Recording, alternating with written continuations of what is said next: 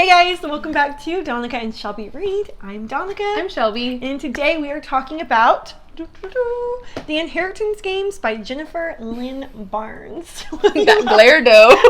They're like a dislike and run. On the count of three, if you've been here, if you know our likes and dislikes in books, guess who picked this book for our book talk. Are you ready? Let's point to who picked it on the count of three, everyone. 1, 2. Did you forget? It was a collaborative effort. Oh, you picked it. What do you mean? You said, can we do this? I did bring it to Donica and ask if we could do it as a book talk. It was so funny because I had ordered it and it was like on my TBR. Like as soon as it was coming in, I was going to read it because the second book comes out. I think it came out 2 days ago. Yeah, it's like, it's out. But I'm just saying, if you've been here around this channel for a while, you know Shelby's taste in books have just diversified, finally. Yay! Before we get into this book talk, I always like to mention that our non-spoiler rundown and review is in the beginning, and then we give you a warning and we jump into the spoilers. But also, I always put our like little what are they called, like the little timestamps in the description below, so you can also jump around wherever you want to. So we always like to start off with, what do you want to do? And we do whatever we want. So do you want to do rating and then rundown? Rundown and then rating. Okay. So this is the hardest part of the video for me. It's trying to sum this up without spoiling it. Yeah. And doing it in a timely manner. No, so do you want to do it? I mean, do you like to? If not, I'll do it. It doesn't matter. Do you like to? This is what happens when your parents raise you to be people pleasers. Like, we'll be here all day. In this book, we are following our main character, Avery Grams. She is struggling, to be quite frank with y'all. She has no money and she's really just trying to get through her last year or two of high school. Her mother passed away and it's very vague. We don't know much about her mother, what she died from, and really what Avery's life has looked like since then. It's very vague, her background. Mm-hmm. When you start the book, you find her in school trying to stay under the radar and just get by. She's living out of her car because she has this very tumultuous relationship with her sister, because her sister is living with a very toxic, abusive ex, and Avery keeps trying to help her sister Libby escape that and get out of it. But so Avery decides just to live in her car because she can't be around this thing that she can't change. Out of the blue, her life just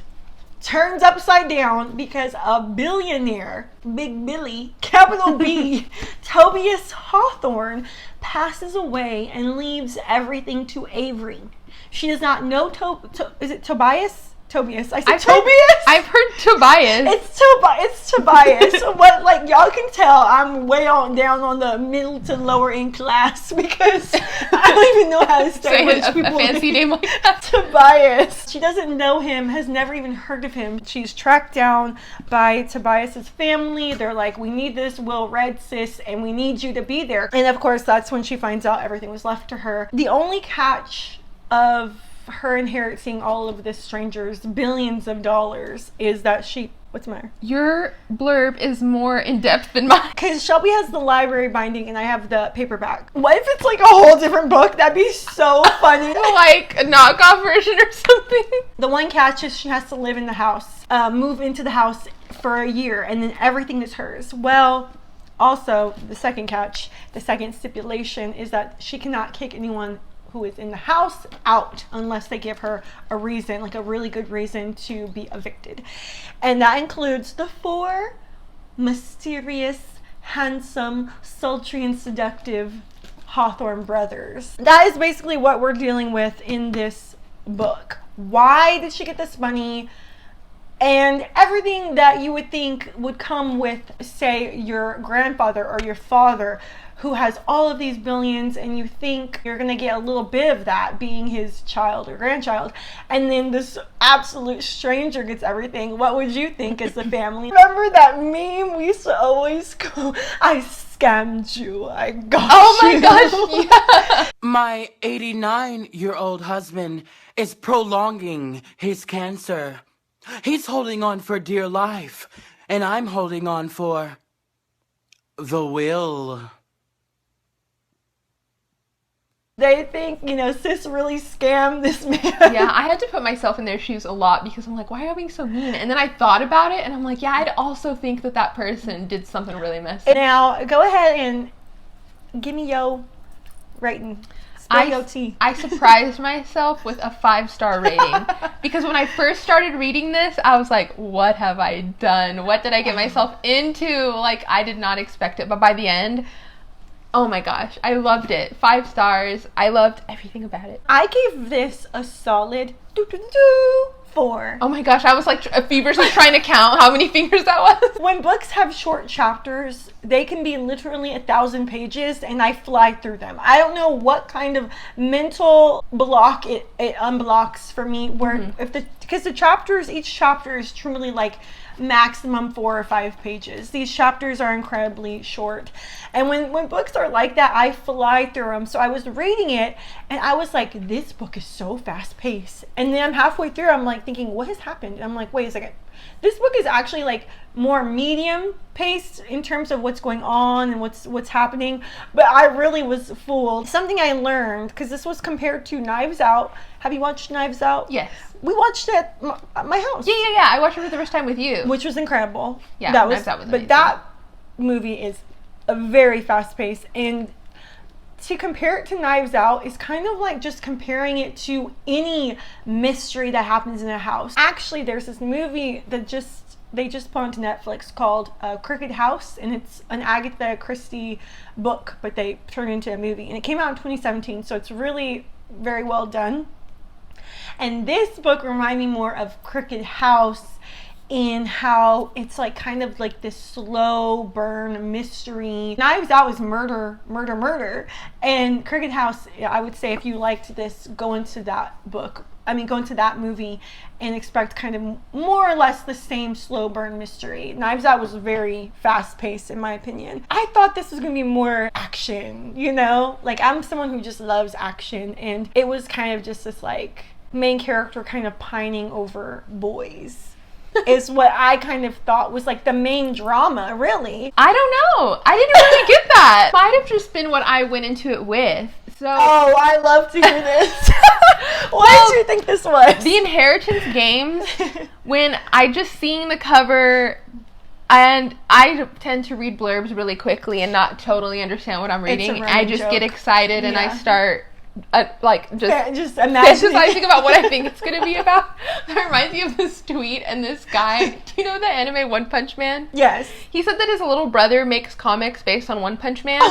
And he was like, oh my gosh, you've seen One Punch Man? And he was like, no, I'm not allowed. I just write comics about what I think One Punch Man is about. I thought it was going to be like she was going to have to fight for her life in this house. I thought she was going to be like going into tunnels trying to get killed. Which, that kind of action is not my style. See, but do you see how that's my style? Yes. I thought it was you that. were like, this was all about the puzzle. And I wanted more of that. Like, I wanted them to just, Jennifer Lynn Barnes to just lay it on me, like with the puzzles and the mystery and the creepiness of like what is going on with his family. I really liked it, but also when I first started the book, I will say 100 pages in, I had to just accept that I had to like remove myself from the writing because it did not even really feel YA to me. It almost felt, I wouldn't say like... Younger? Yeah. Mm-hmm. I mean, the only other YA I've really read this since we started the channel has maybe been like John Green. But man, his content is like very high school. Oh, very. So for something like this, where the author, kind of even created a way where she could cuss without really doing it felt really young to me. So I guess once I suspended that, I was just really, really impressed by it because she was able to pack so much fun in without it being like vulgar. Yeah. You know what's so funny you saying that? Because now that I do these mid-month middle grades, you might see, and I read a lot of middle grade.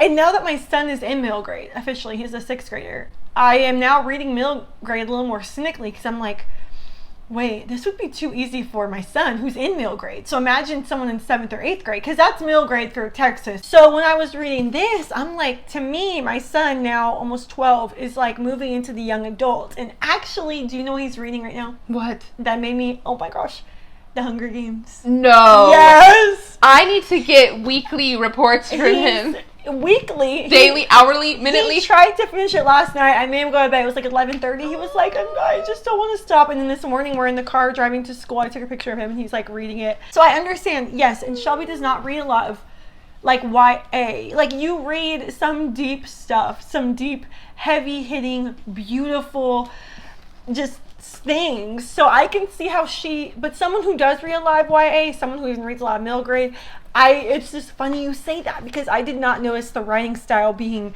simple, but I'm just so used to like these easy reads. I enjoy easy, you know? Well, then once I, like I said, suspended myself, I just started having fun. Like, I started letting myself get really into the romance. She pulled her hair out like one of those movies, fluffed her hair. And let myself fall into it. And once I did, I was, like, having fun, like, just exploring with them. And I guess for me, it was more about the feeling of that. I actually thought it was, and I didn't know why, I actually did not realize that the chapters were short until you said that. And then I started flipping through, and I was like, I did not realize these chapters were so short. I was just like I was just pushing through. But I felt like what I loved about this is that I feel like a lot of the books that I've been reading lately, I completely understand why. Like, it's for the writing, but they'll make their point so slowly. Like, it'll take half the book before, like, the one point they were trying to make, which I get it. Like, I get that that's good.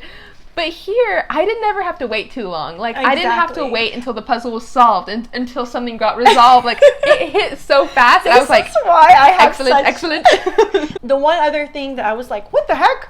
Is when we start this book, we get this girl. And I mean, I'm like 10 pages in, and she actually is accused of cheating on a test, and this is right in the beginning, because she gets 100, and the principal calls her and they're like, no one gets 100, and she's like, no, you mean no one like me, this poor girl who has some horrible circumstances, like my mother's passed away, I'm living in my car. So you're not saying no one, I mean, yeah, no one does, but definitely not me. She's like, have the teacher make another test and I'll take it. And he's like, okay. Like, he's surprised. He's like, okay, like, fine. She goes, now. So you can see I didn't cheat. I didn't find the hidden whatever. Like, do it now. And I'm like, this is going to be one of my favorite main characters of the year.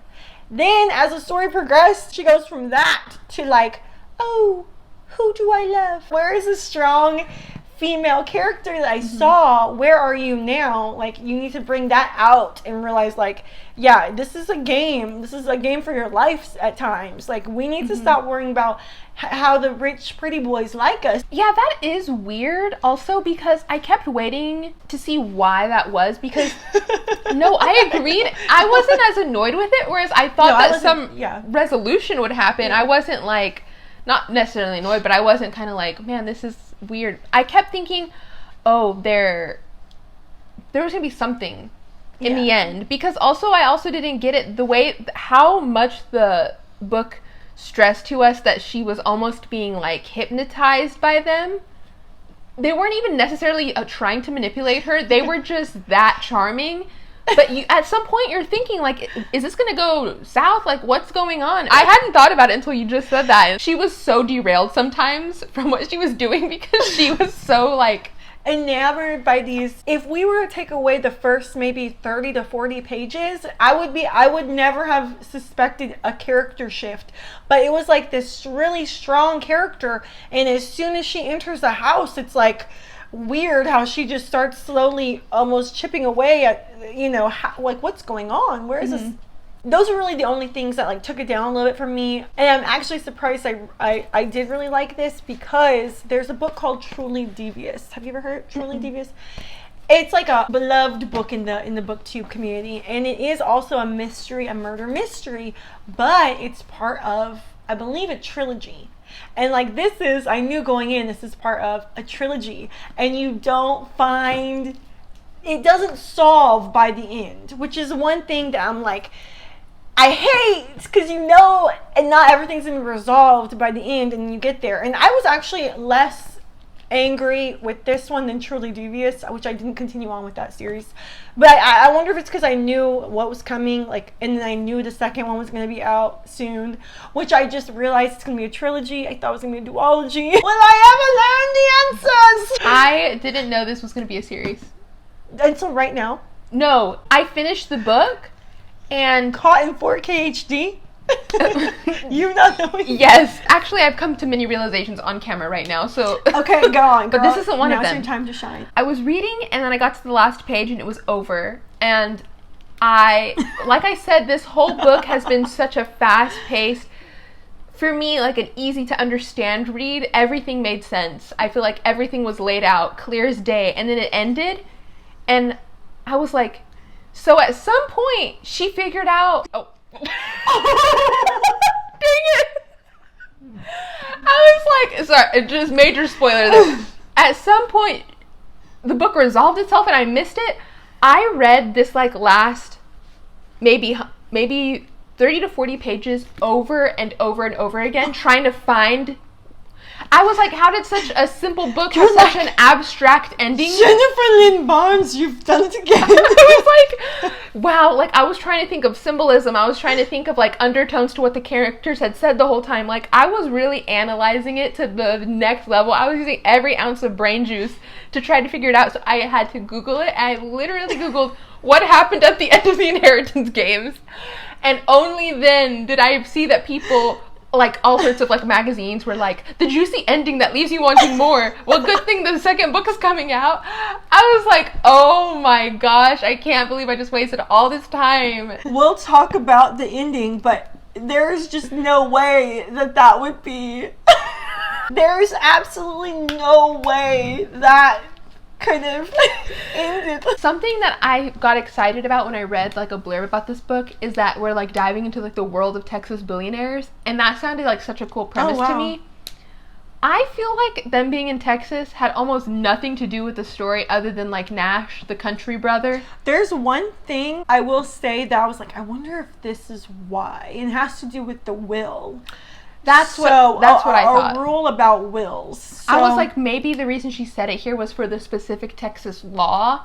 There is one character, Nash, that I just could not help but see as Matthew McConaughey, like a young Matthew McConaughey. Us being Texas girls, I think we're very critical. It's like, but there wasn't anything. Like there was like no. I was nothing. like, you're just gonna tout world of Texas billionaires. I didn't see that blurb, and I'm thankful because I've been like, I would be like, ooh, juicy. No, there's. Oh great! I hope I didn't just make that up in my brain as part of my fantasy. Oh, I believe you did. Okay, guys. Well, that is all from us. It's a book that we would definitely recommend as a little quick fun read. The second book is coming out, so we are 2/3 of the way to finding out what the heck's going on. We are now going to jump into all of the spoilers, so we will see you in our next video if you are stopping here. All right, let's get into it. All right, so Harry. Harry, the book ended with Harry, and you were thinking... So at one point, the last thing, it's when... It said he circled two things. He circled her like birthday and then her dad's signature. And then she goes, and my mom said I had a secret on your birth. And then the last line of the book was find Tobias Hawthorne II. I was trying my best to piece together how those fit. Now that I know it's a series, no. Oh. I'm saying no, when I was trying to fathom the ending, I thought that was the wrap up. I was trying to like figure out what connection was. Now that I know there's way more to come, and I actually read the synopsis of the second book, and it's just as mysterious, and it's going to cover like everything we didn't know. I saw someone got an arc of it, and they were like, the ending of the second one. So it's like going to be like that. It already has more, it's already more highly rated than this one. Oh, but it has less reviews, you know, because it just came out. But Harry, I went all the way back to read their first interactions once I knew that he was Tobias Hawthorne this second. Who's now living as a vagrant. Yeah, yeah. And he's so poor, like he's not even secretly poor. He's so poor that he literally has no money. Like he literally was like accepting, well, for a game. But like, I'm not saying anything bad on him, but he was to the point where like, yeah, he actually legitimately had put himself in a situation. So you're like, what would drive a man who is the heir to a billionaire throne? What would drive this man to fake his own death and run? And apparently Tobias, his father, right? Because that was his father. So then Tobias II, Harry is their... Who's Harry? Is that their... He's their... Wait, was... uncle. Oh, he's their uncle. Yes, he's because their it was mom. Harry, Sky, and Yeah, I forget Sky their and Zara. Yeah. Zara, and then that was their brother. Okay. So, one thing I wrote down, which I do think I liked how this book kind of touched on it. I love the class system and wealth, like the wealth distribution, like how only this handful of people have all the money in the world, and then it just trickles down to nothing. And I just love kind of seeing a good guy get something, someone down low be put up there. I've actually heard a quote one time, people who have come from nothing and get a lot of money, they know they can survive with nothing. But those who've always had money, maybe they are fearful. What would I do without money? But if you've come from nothing before, you know exactly, I can survive, I'll be fine. The author does make a few points that you can tell what she believes about that, like through Avery, like when she's like, Avery does a few quotes where she's like, nobody should have this much money. Yeah. Like, I shouldn't have this much money. Nobody should have this much money. And she's like, just, it's just not right. It's not even moral. No, you know? She's thinking about, what can I do with this money? It's never, what can I do for myself with this money? It's, what can I change? Like, who can I help? You know? And just, it's so sad. Like, she sees all these photos of Grayson that he's taken of, he's traveled the world since he was a child, and she's like, that's all she wants to do, and it's never been possible. Kind of like speaking on privilege, and you know, people go from point A to B, and people say it's equal for everyone. That's absolutely not true, because people jet set to point B, while some people have to walk, crawl on their knees, hands and knees to get to where someone just, you know. So I just like talking about privilege and just seeing it kind of fictionally play out. It's just super interesting. It did remind me of this quote. Shelby doesn't listen to rap. I know a few of you, shout out to a few of y'all know that Drake's new album dropped, Certified Lover Boy. Oh my gosh, I've been having to listen to it because Brandon. One of my favorite songs, Jay-Z, is the one featuring Jay-Z, and there's a quote in it, and he says, you know the price of everything, but the value of nothing. And oh my gosh, it fit this book so well. I have a question for you. Who's your favorite character? Xander, of course. Xander. I like Nash and Xander. I love Xander. I love Nash too, yeah. I mean, Xander is, like, not only is he the only one who wasn't, like, really confusing to Avery, but he is also actually, if you think about it, the most suitable age-wise for her to be dating. Yeah. Because they're the same age. Isn't Avery 17? She's like 17-ish, yeah, or 18, yeah. And I mean, the other two are only like a year older than her. Well, Nash is like 24, I think. Well, he was 6 years older than Xander, and 6 years older than Grayson, and Grayson was 19, so that's like 25. I always forgot Nash was one of the brothers. In no one's business. He was just helping Libby. Yeah. Like, I think at the end when she was like, even you, Xander, even you were using me. And I'm like, not really. Yeah, what did he do? I mean, because she was like, you're just set everything up, like you knew from the beginning. And it's like, you have, like, to me, these boys clearly see how they have been traumatized and manipulated by their grandfather since they were young. And everybody tells her that multiple times. She even tells herself that multiple times. Like, I am just a pawn. And then when she's a pawn, she's like, surprise Pikachu face. Is pawn. I never felt bad for Avery, and I especially didn't feel bad for Xander or think Xander did anything wrong. He was just doing what he knows how to do. And they have a lot of childhood trauma they're trying to sort through. He was like the perfect baby of the family. He was like cute, respectful, a little amazing. Tan. Xander brings it up. He's like, imagine me looking like I do in this family. You think it's easy for me? So you can tell even... And Avery took a little step back. Her eyes were awoken a little bit with that one. Because even when you know you're not privileged, you could still stand to... You're still privileged in some way, sometimes. About the will reading, how we talked about that. Why Texas might have been the spot. Because it said, in Texas, when a will is in probate and the new inheritor dies, it will go to their heirs. So basically, if Avery dies before the will can finalize, it's not going to just, go back to the family, and now it goes to her heirs. And that's like a Texas rule, which is like really smart and kind of like, yeehaw, we the Wild West. Well, once I figured out there was gonna be more than one book, I was like, that's so cool, because Avery still has to survive a year. Like, yeah, she made it past the first game, but like, she still has to survive a year. So there's definitely more. There's more content to be made with this. Well, obviously, Shelby, the second book just released. I have a feeling that there's something else to come. Don't call me a psychic or psycho. but I don't want to say that there weren't complex emotions in it, because I think that there were, but a book that did not go, like, I don't want to say it necessarily went too deep. How did it create a character that could inspire so much hate in me as Drake? I have only gotten that mad at fictional characters once before, and it was when I was reading Where'd You Go, Bernadette, and there was this, like, just the characters in that book were so terrible. Like, oh my gosh, they made me so furious, and it happened again with Drake. He was just the worst. Drake was bad, but that whole situation made me mad because I kept thinking, if you're gonna have an abusive relationship, can we do it?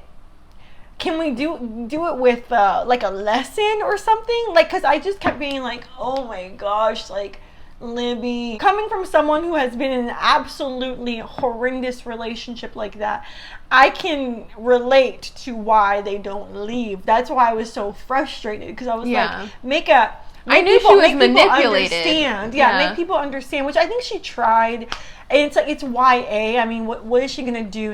This book isn't supposed to be about an abusive relationship per se, but if you're gonna add it in there, give some context. Get some, make Libby resources or some sort of, give some sort of, give Libby her character arc, it, right? Libby was just like flat the whole time and weak. It's like, give her something. Okay, so I found the part where they introduce Xander. And he says, I ask you, because he's talking about Grayson, he says, can he jolt the universe on and up to 10 with a smile, like a young Mary Tyler Moore incarnate in the body of a multiracial James Dean? So that's what he calls himself, a multiracial James Dean, which James Dean was so handsome, so I can only imagine what he looks like. It was very hard for me to imagine what any of them looked like, because the descriptions were so vague. I have no idea. Oh, thank goodness you say that. I have no idea what they look like. Some people were reviewing it and they were like, and I couldn't get over how beautiful they were. I was like, what were you seeing? If anything, I just saw, like, you know that picture of Miley Cyrus just staring and her eyes were like this? Maybe just blue eyes, like, floating in a void, because that's all they really said, whereas they had, like, steel gray eyes or whatever. I don't know. Most of my notes are just about Xander. Me with Theta in the Hunger Games. So I know who your favorite brother was, definitely. I loved him. Well, you already said it was Xander, but there were a couple of instances in this book, and it's like, I wish Avery would, like, look back on these things, because she was so betrayed by Xander. Every time Thea was by Avery or anything to do with Avery, Xander would get in the way. Like, there was this one time where Xander's like, hey, Avery, and it's like they're about to sit down at lunch, and there's a seat by Thea, and Xander takes it. And there's this other time where, like, Xander is in class, he takes the seat by Thea, so Avery has to go sit by Rachel, Rebecca. So it's just like different moments where I think he's like trying to protect her, you know, by like pushing her away from Thea, and like, so I'm like, Xander was really, I feel like, always looking out for her in his own way. You can't tell me he betrayed her. You can't convince me. No one can. I can see how Jameson and Grayson, they got caught up they got caught up in the game, and like she was just kind of like something on the side, you know, kind of I don't want to say totally a means to an end, but I'd say half and half. I can see that, but you're right. Like for Xander, I feel like he was just chilling the whole time. He just wanted to make right by his grandpa's game. Exactly. Mm-hmm. And also protect Avery when he really didn't have in fact, didn't he like really, really dislike her at first, or was that just Grayson? Just Grayson. No one disliked her like that at all at first, but Grayson. Mm. Xander was like, hey, you're cool. Nash was like, hey, you're cool. Jameson was like, let's kiss. Now kiss. Now kiss. I was not disappointed in what happened to Emily. I feel like I was not disappointed in that twist of this happened. I was thinking, is there going to be another twist? Like, did someone like do something while Jameson was turned away? Because he was like, all I heard was like a whatever, and then they kind of made it clear that the adrenaline, all this and that. Because it was a huge build-up. What happened to her? Yeah.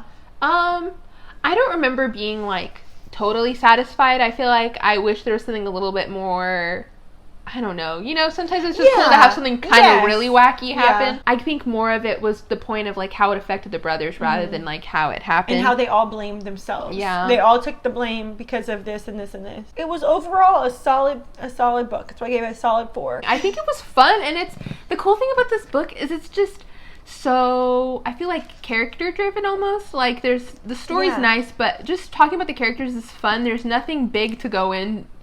There's not much. The puzzles were weak, I will say. The puzzles were weaker than I expected, but more than I expected, because I wasn't expecting a lot. But now looking back, I'm like, man, but what if she goes there next book? What if, you know, she heard feedback and was like, I'm going there. I'm taking it a step further. I was going to ask about thoughts on Max, because halfway through the book, I thought she was going to betray her or something. You know who else I thought? And then now that I finished the book, actually, there's not much to say about Max. She was just a good friend, and I mean, she just felt a little neglected. She was neglected. It resolved itself. It did. But Oren, the bodyguard, I thought he was gonna double cross her. Never crossed my mind. Really? I was like, Oren, if something happens to Oren, I ride at dawn. I was just scared she was gonna go there with a double cross. Like, I was like, the person who's protected her the most, always been there for her, always looked out for her.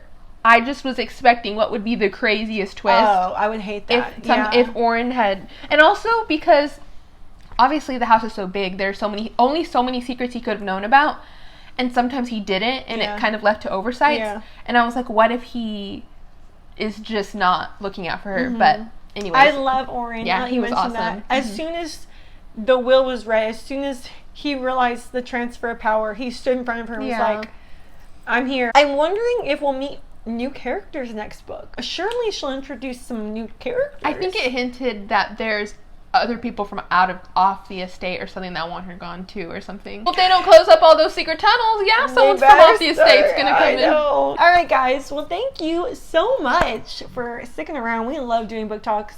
I have not seen Shelby in like 2 months. So if you wonder why these are kind of infrequent, it's because Shelby lives a good ways away from me. It's always good to come back and talk about a fun book, and I can't wait for next month. We're about to film our Spooktimber TBR, so that will be coming out right after this one. So if we're looking the same, it's because it's literally the same hour, y'all. This is not a puzzle. Well, actually, those are how the puzzles were in here. The shade, just kidding. Well, y'all take care, guys, and we will see you in our next video. Bye. Why does my hair look like I'm edge of mode? We don't have to talk about this forever. I feel like we talk for an hour. We don't need to talk for an hour, okay? You're right. Is this our lighting? Are we doing this? Do you like it? I'm fine with it. You're adding a special pizzazz to the room. Booty so big, say Lord, have mercy. Should I have waited to put the fall stuff up? No, it's fall. It's September. Okay. Spooky season. If that's not our new intro song. Ready? You know what's crazy? Our hair, I feel like, is almost the same length, but my head is so long. I won't show. Y'all could look in the past, but I have like a 2 head. Some people have a 5 head. I have a 2 head. I do too. I have a small forehead and no chin. So truly, my head is this big, like a tiny plum. I didn't know you ever thought about that about your forehead. I've always wanted to get a forehead extension. Just shave off the top. I thought of it. Okay, you're going too far. Let's get into it.